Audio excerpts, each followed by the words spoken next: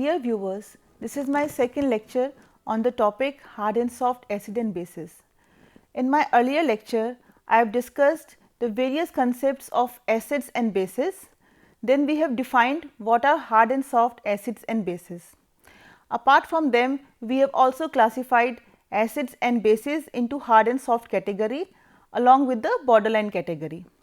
We have also discussed whether there is any relation between the acid base strength and hardness and softness, and in the end we took HSAB principle. In my today's lecture, I will be dealing with many other topics along with the application of HSAB.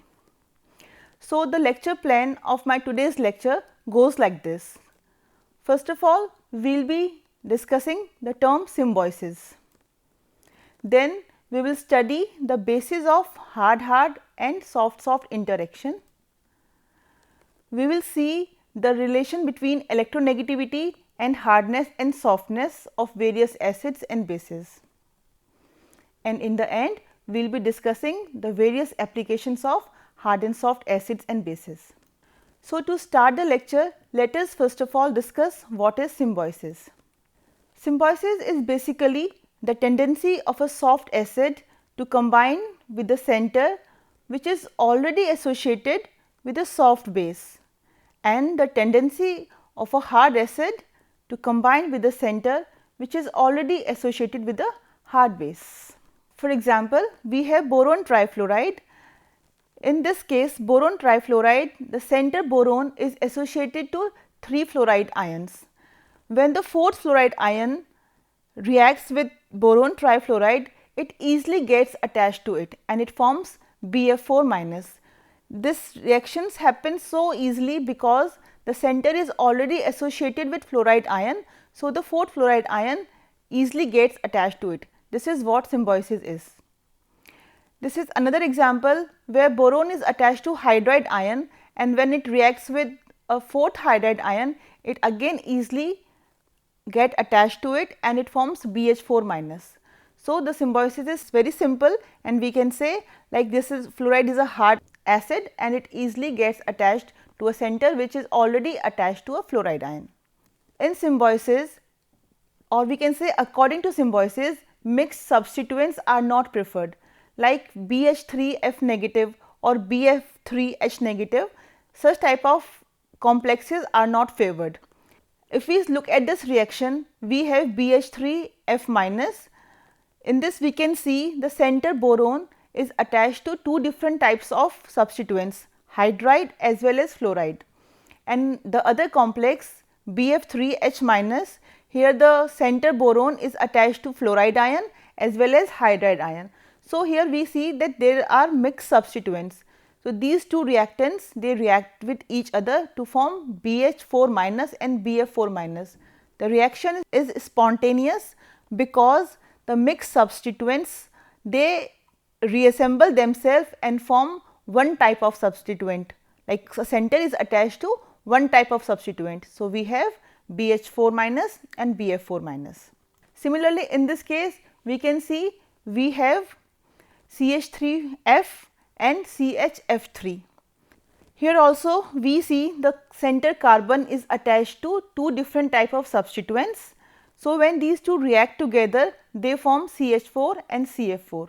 The similar substituents, they get attached to one center. So, this is what symbiosis is. Next is the basis of hard-hard and soft-soft interaction. So, what is the basis of hard-hard and soft-soft interaction?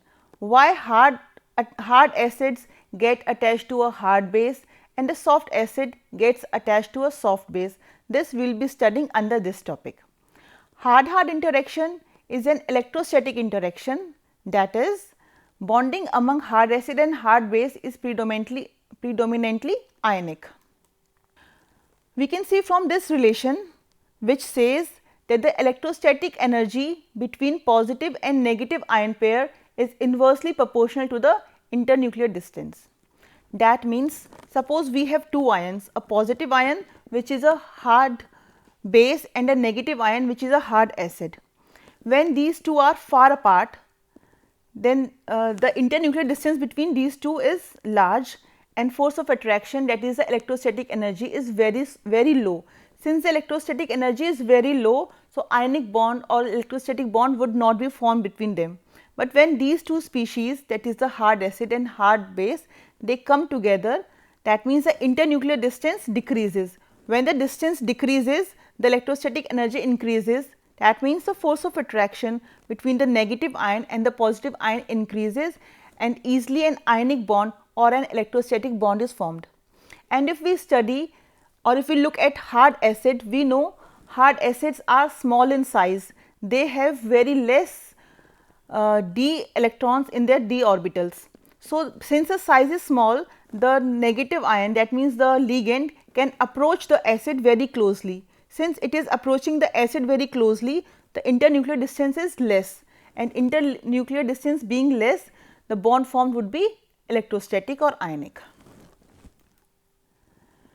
Therefore, smaller the ion, lesser would be the internuclear distance and greater would be the attraction between the two ions. The compound would be highly stable.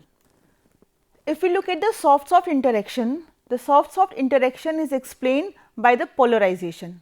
Most of the soft acid have 6 to 10 d electrons in their outermost shell, which easily gets polarized, favoring a covalent bond.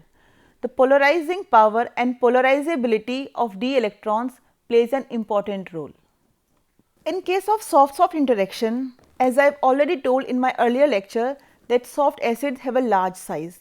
Since they have large size and they also have a number of d electrons in their outermost orbital, they have almost 6 to 10 d electrons in their outermost orbital. The size is also large, they are in low oxidation state. So, what happens? The cation, that is a metal ion, it is unable to hold its electron cloud because the charge density is very heavy.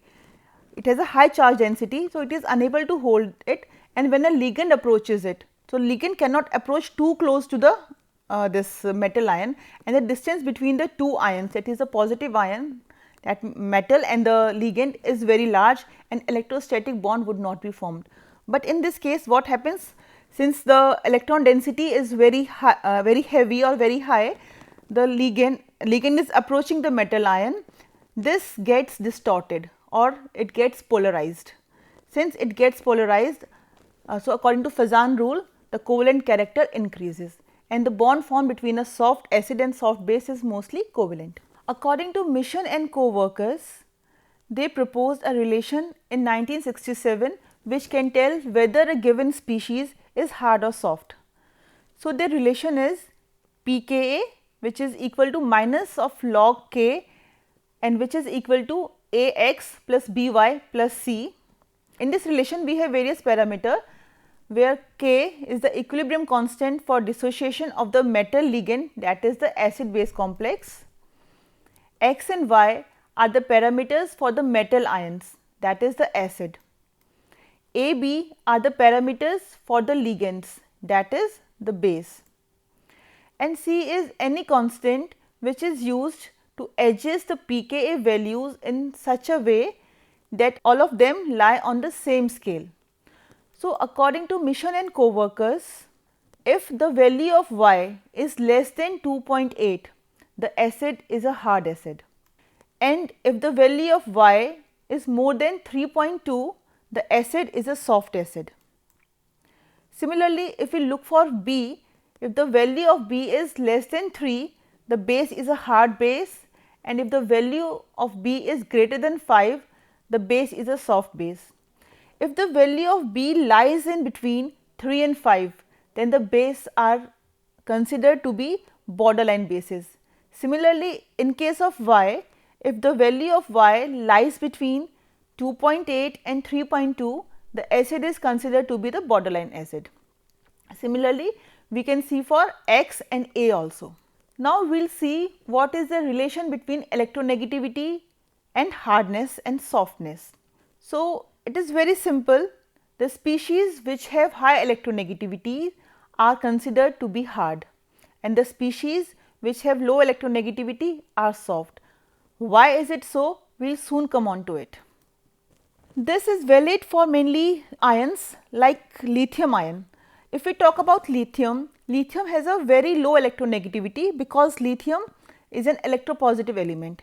But if we talk about lithium ion, that is lithium positive, which is formed by the removal of one electron from lithium, what happens? Now lithium ion, it is very difficult to remove the second electron from lithium ion, because the second ionization energy of lithium ion is very high. So it has a high electronegativity. Since it has high electronegativity, it will be considered as hard.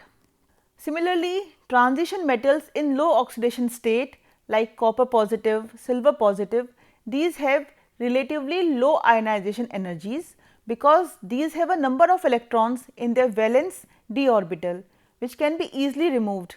A very low ionization energy would be required to remove them, and hence these have low electronegativities. And since these species have low electronegativities, they are considered to be soft. The relation between hardness and electronegativity, it explains the following fact. The fact is that CH3 is less hard than CF3. Why is it so? So, this we can explain from the electronegativity. Fluoride ion is more electronegative than hydride ion. Since this fluoride ion is more electronegative than hydride ion, these both are attached to same center, that is carbon.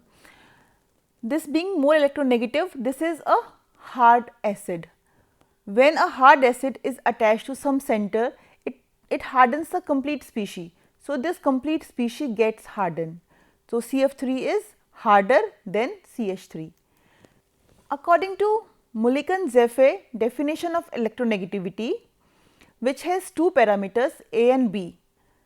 The parameter A is the first derivative of ionization energy and electron affinity curve, whereas the parameter B is the second derivative of ionization energy and electron affinity curve, where the parameter A, it is identical with original Mulliken electronegativity, and B is the inverse of the charge capacity of any atom or a group.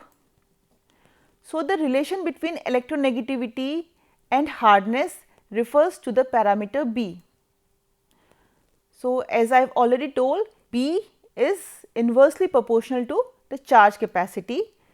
Hence, hard atom will have high value of B. High value of B means they have low charge capacity, whereas the soft atoms will have small value of B. Small value of B means they will have less charge capacity, as B is inversely proportional to charge capacity. Therefore, fluoride ion forms a very hard anion and also hardens the CF3 group, as I have discussed in the earlier example. Frontier orbitals also play a very important role in deciding the electronegativity and hence the hardness and softness of any species. So, what are these frontier orbitals? Frontier orbitals are basically the HOMO and LUMO. HOMO is the highest occupied molecular orbital and LUMO is the lowest unoccupied molecular orbital. So, what exactly we mean by HOMO and LUMO is that if we look at the molecular orbital diagram of a molecule, we see we have many orbitals. Among them, some are occupied orbitals and some are unoccupied orbitals. So, among the occupied orbitals, the one which is highest, or we can say the last which has been occupied, is the highest occupied molecular orbital. And after the occupied molecular orbital or after the HOMO, we have unoccupied molecular orbitals. So, among unoccupied molecular orbitals, the lowest one, the first one which comes just after HOMO is the LUMO, that is lowest unoccupied molecular orbital. According to Koopman theorem, for a closed shell species, the energy of HOMO represents ionization energy, while the energy of a LUMO represents the electron affinity. These orbitals, that is HOMO and LUMO, are involved in the electronegativity of HSAB principle. Hard species have large HOMO-LUMO gap, like I have already told, HOMO and thereafter comes LUMO. If this gap is very large, the species would be hard, and in second case, soft species have small HOMO-LUMO gap. If the gap between HOMO and LUMO is small, then the species would be soft. So, we can decide from the gap whether a resulting species is a hard or soft. Presence of low-lying LUMO orbitals. Low-lying LUMO orbitals means LUMO orbitals which are not present at a very high energy, but they are present lower, like we can say they are close to HOMO orbitals. So, the presence of low-lying LUMO orbitals to mix with ground state accounts for the polarizability of the soft atoms, and polarizability allows the distortion of electron clouds to reduce repulsion. So, soft species and soft acids and bases can form pi bond, which is made possible by large number of electrons in d orbitals on the metal and empty low lying acceptor orbitals on the ligand. This simply means soft acids, they have a large number of electrons in the d orbitals. That means they have a heavy or high electron density around the metal ion. So, in these case the mixing of the low lying LUMO orbitals with the ground state is very easy, and this results in polarizability or distortion, and hence the resulting bond is a covalent bond. Hard-hard interaction is electrostatic, it is very clear. As we can see from this example, lithium fluoride. In lithium fluoride, bond is a strong bond, and the calculation based on electronegativity theory suggests that in lithium fluoride molecule, 1/4 of the bond comes from the covalent character. 1/4 comes from the transfer of electron density from less electronegative lithium to more electronegative fluoride ion, and the remaining half of the bond comes from the ionic bonding. So, in lithium fluoride molecule, the majority of the bond is ionic bond, and hence this molecule is a hard species. We have a combination of hard acid and hard base. In this example, we can see we have mercury fluoride plus beryllium iodide. These two species are basically a combination of soft hard and hard soft. Mercury is a soft acid while fluoride is a hard base.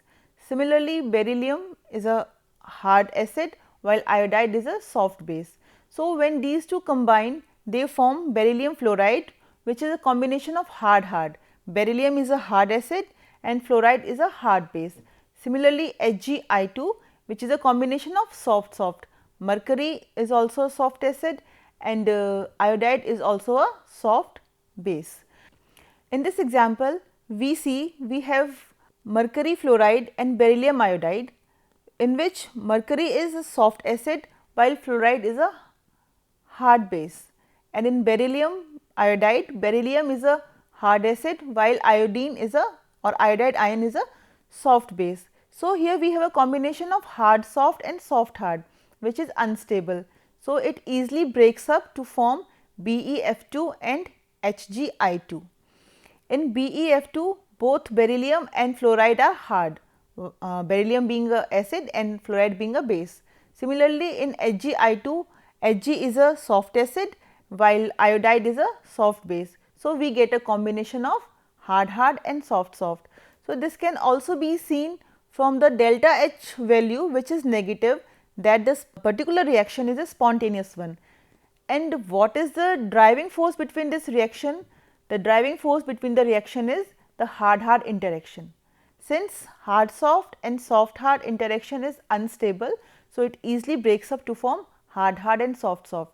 So, hard interaction is the driving force behind the reaction is the hard interaction.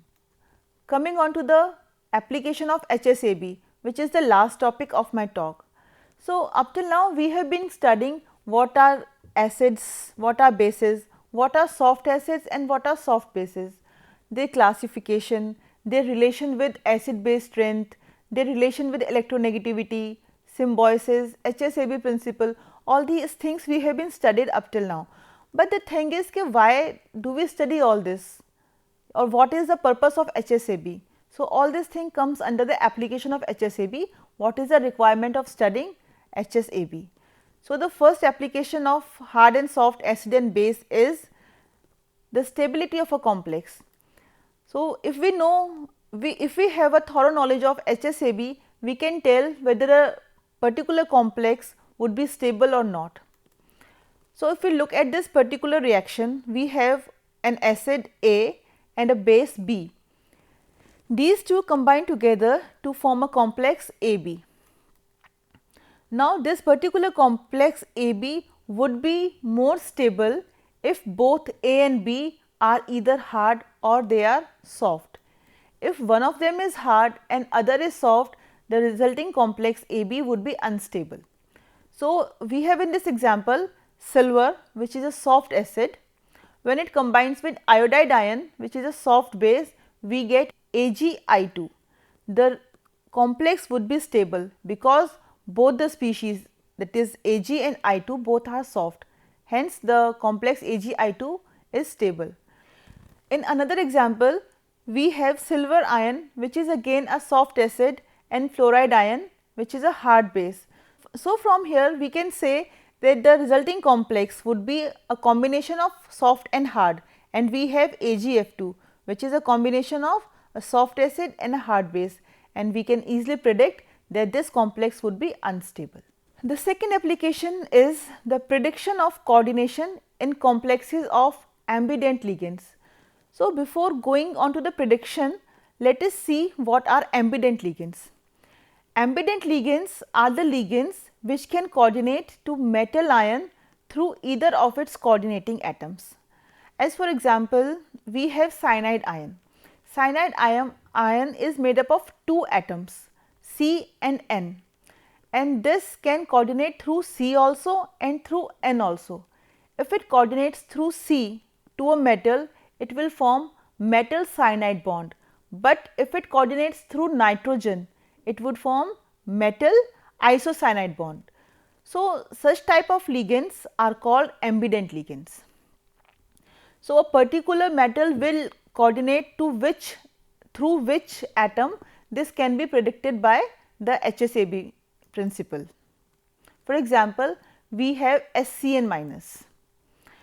It coordinates through nitrogen to form the complex cobalt NCS, which is thioisocyanate, and through sulfur to form platinum SNC, which is thiocyanate. The reason being, platinum is a soft acid. It is a soft acid, so it coordinates through a soft base, that is sulfur, while the reason being, platinum being a soft acid, it coordinates through the soft atom, which is sulfur. Therefore, it forms PDSCN linkage, while cobalt is a hard acid and it prefers to coordinate through the hard atom, that is nitrogen, to form cobalt NCS linkage. So, from this we can predict whether a particular metal would coordinate through which atom.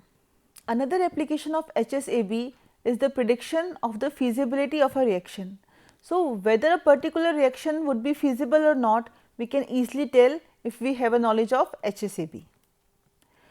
Like for example, we have this particular reaction in which we have lithium iodide, which is a combination of hard acid and a soft base, and cesium fluoride, which is a combination of soft acid and hard base. So, we know that hard soft or soft hard combination is unstable. When these two species they react together, they easily formed a combination of hard hard and soft soft, that is lithium would get attached to fluoride to form hard hard combination, and cesium would get attached to iodide to form soft soft combination. So, this particular reaction we can say is feasible, as is also understood from the delta H value, which is negative. Here we have another example in which we have mercury fluoride, again which is a combination of soft acid and a hard base, and BeI2, which is a combination of hard acid and soft base. So, since we have again a combination of hard soft and soft hard, the species being unstable, they will break down to form a combination of soft soft and hard hard. So, we have HgI2, which is a combination of soft acid and soft base, and beryllium fluoride, in which beryllium is a hard acid and fluoride is a hard base. So, this reaction we can easily say is a feasible reaction, as is also understood from its delta H value, which is again negative. Combination of hard and soft ligands with metal ions is more favorable than a combination of mixture of hard and soft ligands. This means if a metal ion is attached to two different ligands and if both of them are hard or both of them are soft, the complex would be more stable. But if one of them is hard and the other is soft, the complex would be unstable. Like we have this particular complex where cobalt is attached to cyanide and iodide, and in second complex we have cobalt attached to ammonia and fluoride. These two complexes are stable because cyanide is a soft base and iodide is also a soft base, whereas ammonia is a hard base and fluoride is also a hard base. Since cobalt is attached to similar kinds of, we can say, species, that is both are either hard or soft, so these two complexes would be stable. But in case of these two another complexes where cobalt is attached to cyanide and fluoride, and in second complex cobalt is attached to ammonia and iodide, these two complexes would be unstable because cyanide is a soft base whereas fluoride is a hard base. So, here metal ion is attached to two different types of bases, so it would be unstable. Similarly, here also ammonia is a hard base while iodide is a soft base. So, again here cobalt is attached to two different type of bases, one hard and one soft. So, the complex would be unstable. And the last application of HSAB is the prediction of hardness and softness. So, with the help of HSAB, we can predict whether a particular given base or acid is hard or soft. Suppose we have a base B whose hardness or softness is to be predicted. So, what we do, since we have a base, we react it with some acid. Suppose we react it with proton. Proton is a hard acid. Then we react the species with some soft acid like methyl mercury cation. If this particular reaction moves in forward direction where we have CH3, Hg, B and proton, that means the base, it leaves the hard acid and it gets attached to the soft acid. So, we can say that the particular base, given base is a soft base because it gets attached to the soft acid.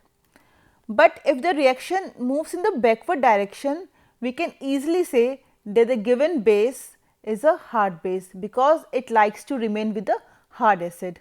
So, if there is any base or acid, we can easily predict whether it is hard or soft. So, now coming on to the summary of my lecture.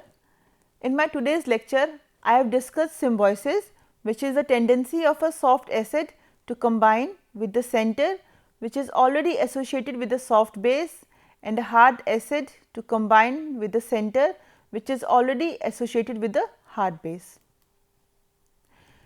Then we have discussed the basis of hard and soft interaction, in which we have seen that the hard interaction is ionic and soft interaction is covalent.